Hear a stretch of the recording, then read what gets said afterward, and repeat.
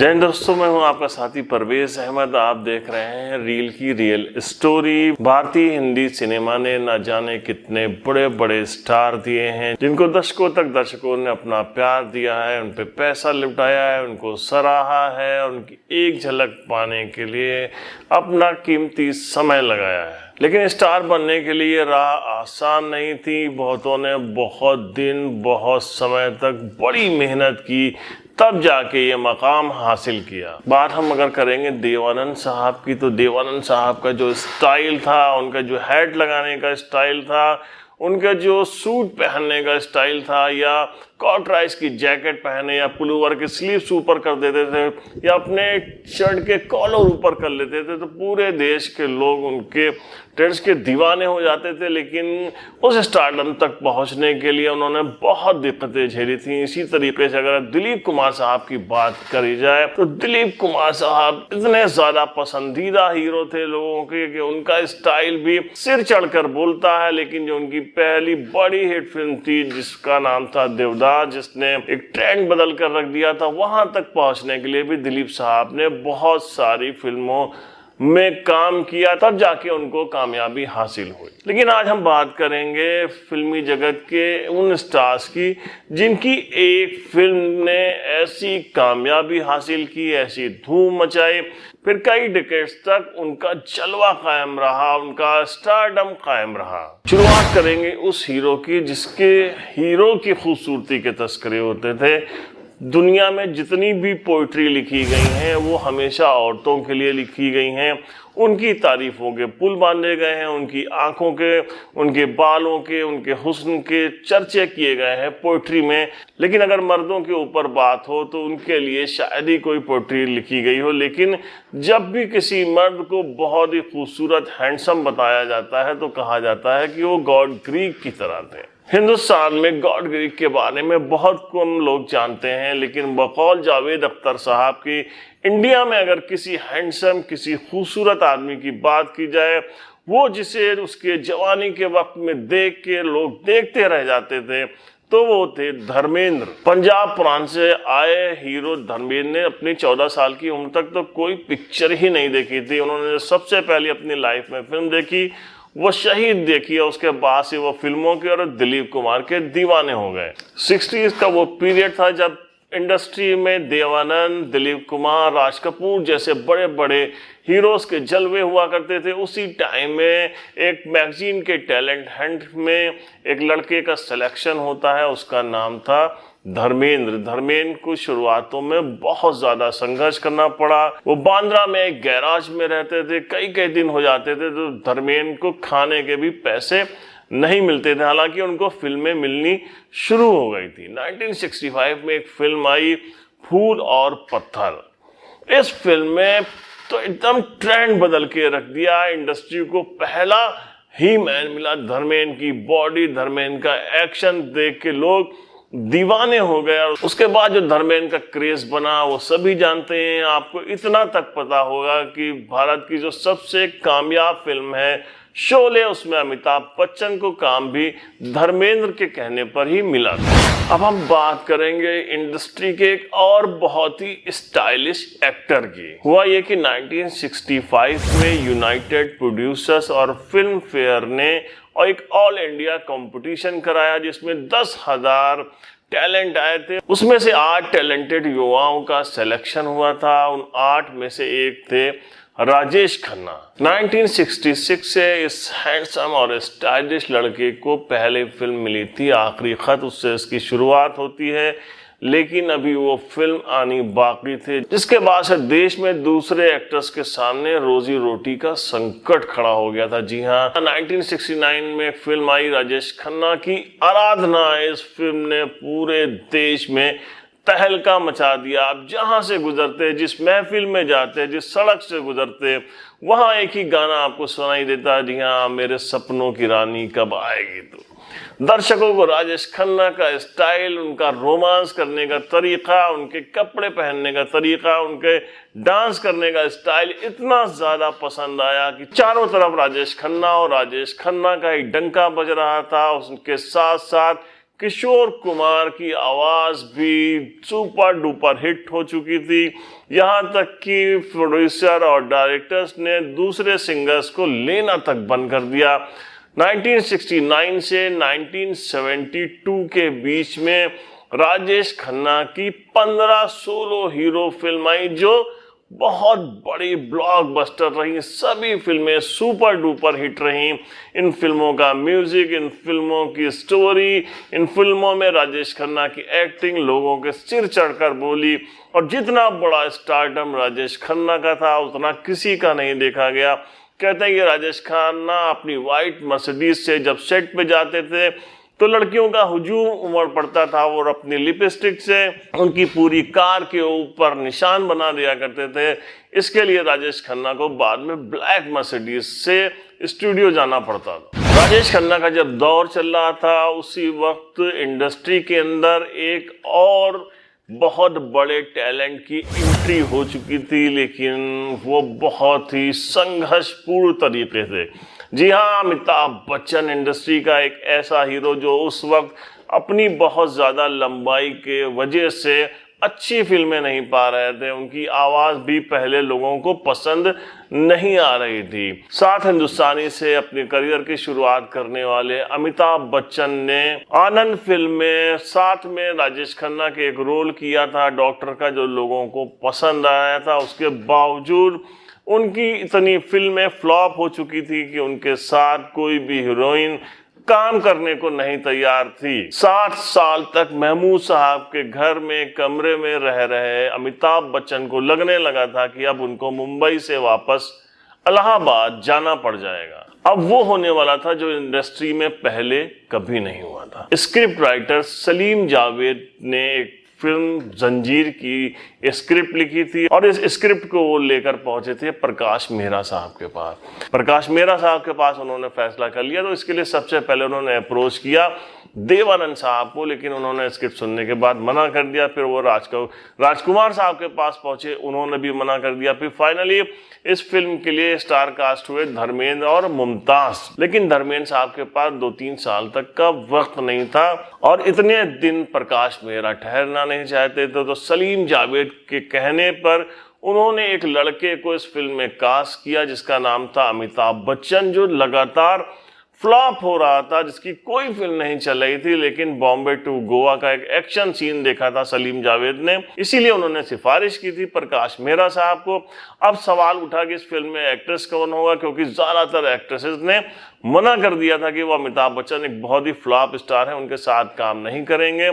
आखिर में जया भारती जो उस वक्त की बहुत एस्टेब्लिश एक्ट्रेस थी वो तैयार हुई। उसके बाद जो फिल्म रिलीज हुई और उस फिल्म ने क्या धूम मचाई है, इंडस्ट्री को एक नया एंग्री यंग मैन हीरो मिल गया, जिस हीरो ने आगे जाकर अपने आप को महानायक बना दिया।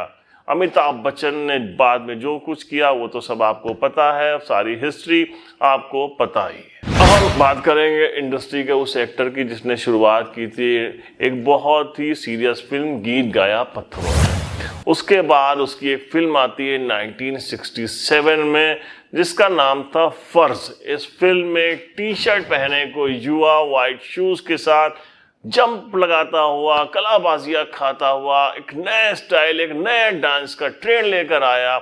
उसका नाम था जितेंद्र, जो छा गया फिल्म इंडस्ट्री के ऊपर। उसके बाद उसने बहुत ही अच्छी फिल्में दी, लेकिन अभी वो वक्त आना था जब जितेंद्र को जितेंद्र होना था। जी हाँ, 1983 में एक फिल्म आई हिम्मत वाला, और ये फिल्म श्रीदेवी और जितेंद्र की जोड़ी इतनी सुपर डुपर ब्लॉकबस्टर ये हिट हुई कि उसके बाद न जाने कितनी फिल्में बैक टू बैक इस जोड़ी ने दी और इंडस्ट्री के अंदर एक नया ट्रेंड, एक डांस करने का नया स्टाइल शुरू हुआ और बहुत ही कामयाब एक्टर रहे। लेकिन हिम्मत वाला एक ऐसी मूवी थी जिसने इनकी जिंदगी को बदल के रख दिया। हम बात करेंगे एक और युवा एक्टर की, उस वक्त के कोलकाता के स्कॉटिश चर्च कॉलेज से केमिस्ट्री से बीएससी करने के बाद उस लड़के ने बॉलीवुड का रुख किया। यहाँ जब पहुंचा तो एक आर्ट फिल्म मृग्या से उसकी शुरुआत हुई, लेकिन 1983 में एक फिल्म आई डिस्को डांसर और उसका ये हीरो यानी कि मिथुन चक्रवर्ती ने पूरे देश में हंगामा मचा के रख दिया। एक नया डांसिंग स्टाइल, म्यूजिक बदल चुकी थी और पश्चिमी संगीत का आगमन हो चुका था, डिस्को डांसर के गाने। और ये फिल्म ऐसी बड़ी हिट साबित हुई कि इसके बाद इंडस्ट्री को एक और बड़ा सुपरस्टार मिला, जिसने बहुत सारी सुपर डुपर हिट फिल्में दी, 350 से ज़्यादा फिल्मों में काम करके एक बड़ा नाम कमाया। लेकिन इस फिल्म यानी कि डिस्को डांसर ने ही उनको एक बड़ा स्टार बनाया। अब हम बात करेंगे इंडस्ट्री की एक और ही बहुत ही वर्सेटाइल एक्टर, और जो कि 5 दशक तक उतना ही हैंडसम है जितना कि वो पहली फिल्म में था, यानी कि अनिल कपूर। 1979 में हमारे तुम्हारे फिल्म से शुरुआत करने वाले अनिल कपूर ने शुरू में बहुत अच्छी फिल्में दी, जिससे उन्होंने अपने आप की एक पहचान बनाई। लेकिन जिस फिल्म से उनका नाम हुआ, जिससे उनकी एक्टिंग की पहचान हुई, वो थी मशाल।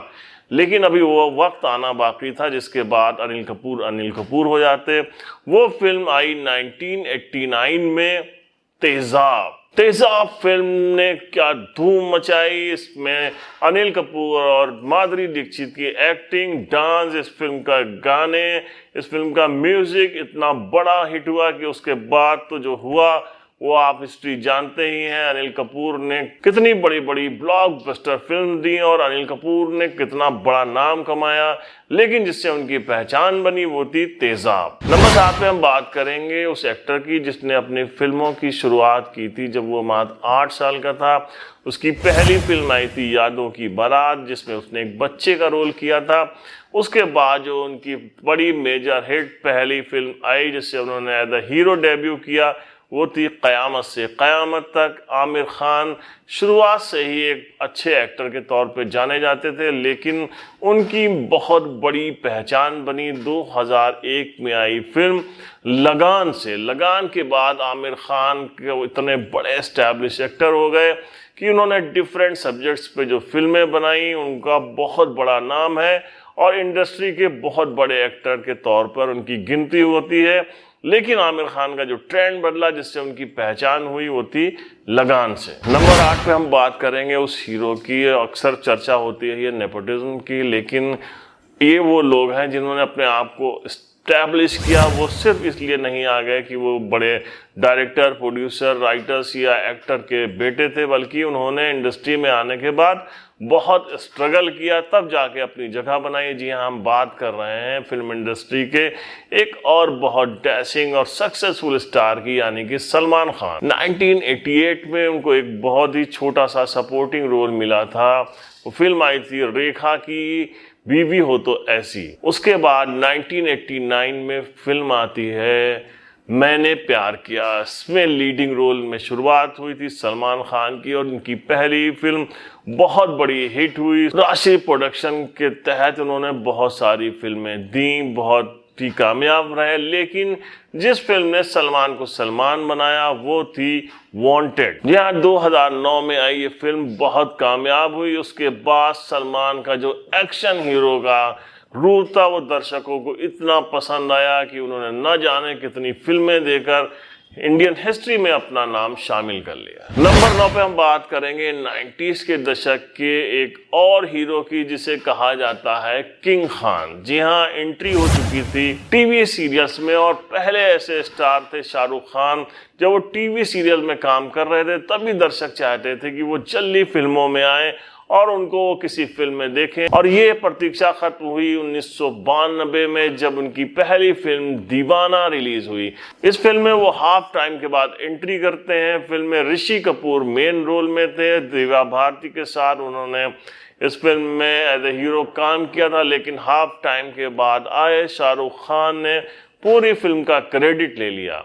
उनकी फिल्में इसके बाद चलती रहीं, कुछ हिट हुई, कुछ फ्लॉप रही। लेकिन जिस फिल्म में शाहरुख खान को शाहरुख खान बनाया वो थी 1992 में यश चोपड़ा की डर। इस फिल्म का भी बड़ा दिलचस्प किस्सा है। इस फिल्म में निगेटिव रोल करना था जिसके लिए पहले अनिल कपूर और आमिर खान ने मना कर दिया था, क्योंकि इसका जो हीरो था वो नेगेटिव शेड में था। उसके अलावा उसको सनी देओल से बुरी तरीके से पिटना था।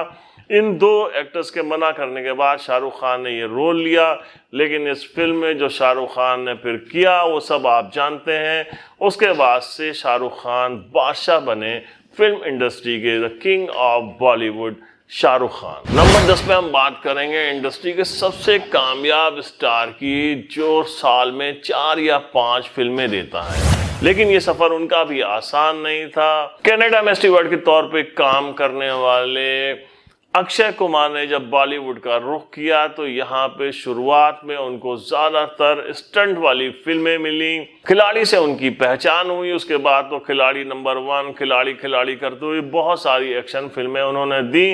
लेकिन एक विशेष वर्ग के दर्शक ही उनकी फिल्मों को देख रहे थे, अभी उनको वो पहचान मिलना बाकी थी। 2000 में एक फिल्म आई प्रियदर्शन की, हेरा फेरी, और इस फिल्म से जो मकबूलियत हासिल की अक्षय कुमार ने, इस फिल्म की जो उन्होंने कॉमेडी किया, उसके बाद से तो अक्षय कुमार इंडियन फिल्मों में कॉमिक रोल के लिए एक बहुत बड़े एक्टर के तौर पर उभरे, एक बहुत बड़ा नाम कमाया, एक हिस्ट्री कमाई। लेकिन ये थी वो स्टार्स की पहली फिल्म जिससे उनको पहचान मिली, उनके करियर को पहचान मिली। उनका करियर इतना बड़ा अगर बना तो उसको किसी ना किसी फिल्म के थ्रू ही वो वहां तक पहुंचे। हमारा ये एपिसोड आपको पसंद आ रहा है तो प्लीज हमारा सहयोग करिए, हमारे चैनल को सब्सक्राइब कर हमारा हौसला बढ़ाइए। कमेंट बॉक्स में अपना सुझाव देना ना भूलिए। हम मिलते हैं अगले एपिसोड में एक नई स्टोरी के साथ। तब तक के लिए आप अपना ख्याल रखिए। जय हिंद।